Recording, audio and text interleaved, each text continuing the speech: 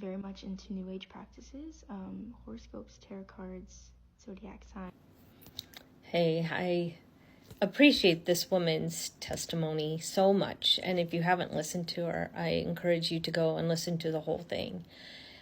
She talks about, in the entire video, she talks about how left she was, how liberal she was, and the witchcraft that she was involved in, and something that happened to her in a dream that scared her a great deal. And when she woke up from that dream, she was paralyzed, and she managed then at one point, I guess, to get out of bed, and she's, the way she puts it in her words, she encountered the living God,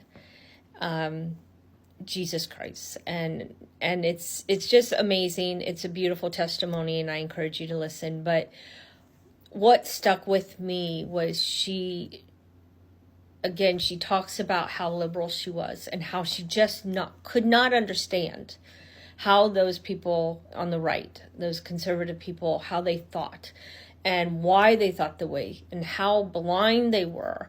And then she says, but I found out I was the one that was blind.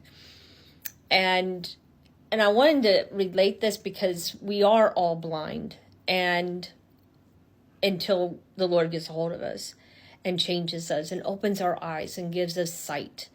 But what she was battling was spiritual warfare. She had opened a door with the tarot cards, the horoscopes, and all of those kinds of things. She had opened a door. And when you open that door, you allow those spirits to come in. You give them a place in your life. And that is true spiritual warfare that she was going through. And the Lord stepped in and saved her. And I've heard other people with stories like that. But she was talking about how much it shaped what she thought of those people who were Bible-believing conservative people. And what I just wanted to add was that we all go through spiritual warfare.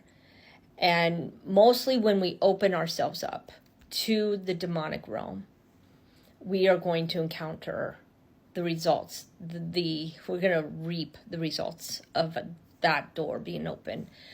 And after Charlie Kirk died, I put something on Facebook, and I wrote that if the demons rejoiced when Yeshua died, they will rejoice when his followers die.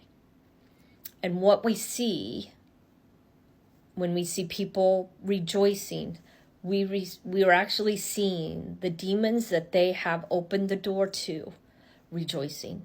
It's demonic. And you may not agree with that, and that's okay. And maybe you think it's a little extreme, but that's okay.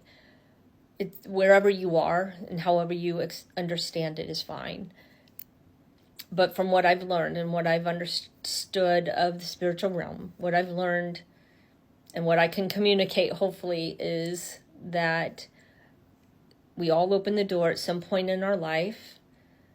Only Jesus can close that door. Only Jesus can free us. This woman was freed. The door was closed. And she saw a different spiritual realm. And she lives in a different spiritual realm, because all of us are part natural and part spiritual. And those two realms overlap, and that is where we live. And we need to be careful about what we open the door to. Things that seem harmless are not always harmless.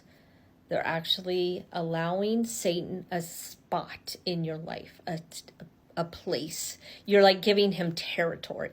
You're giving him an area to occupy in your life. And we have to be careful. The only way is to ask Jesus to remove that, to open your eyes so you can see it for what it is, and ask him to shut that door, close it, and lock it, and repent for what you've done, and then let him rebuild your life. Let him heal and restore you. And I think that's what that woman has done. Because if you look at some of her other videos, you know, she has joy, she has peace, she has love in her heart. And I'm sure that's a big difference from where she came from.